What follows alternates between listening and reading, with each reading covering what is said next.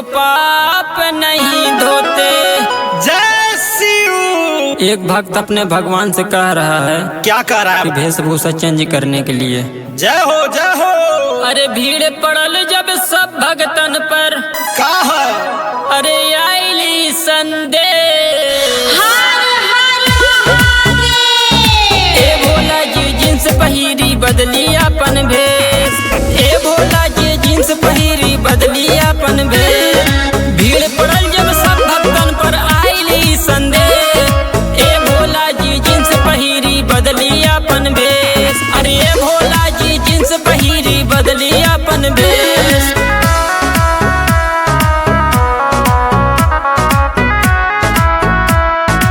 Music by Krishna Ji.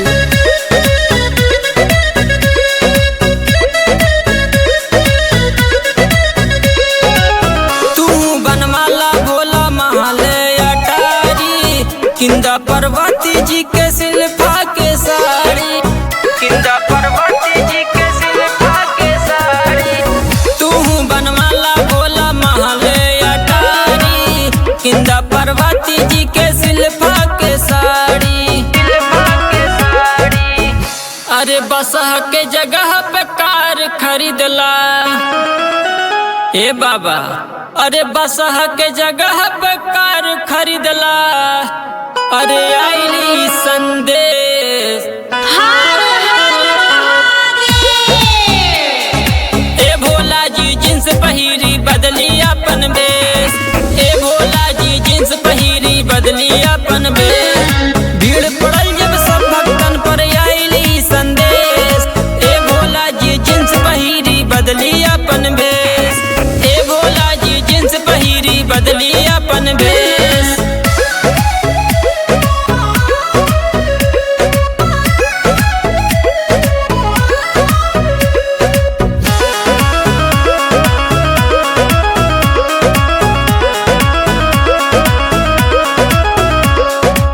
बबुआ गणेश के डॉक्टरी पढ़ावा, नाता कॉलेज में प्रोफेसर बनावा।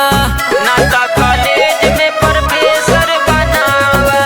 बबुआ गणेश के डॉक्टरी पढ़ावा, नाता कॉलेज में प्रोफेसर बनावा।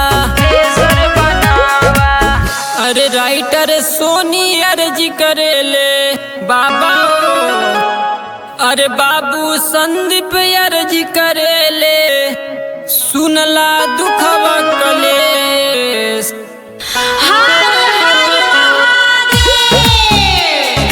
ए भोला जी जींस पहिरी बदली अपन भेष। ए भोला जी जींस पहिरी बदली अपन भेष। भीड़ पड़ल जब सब भक्तन पर आईली संदेश। ए भोला जी जींस पहिरी बदली अपन भेष। ए भोला जी जींस पहिरी बदली अपन भेष।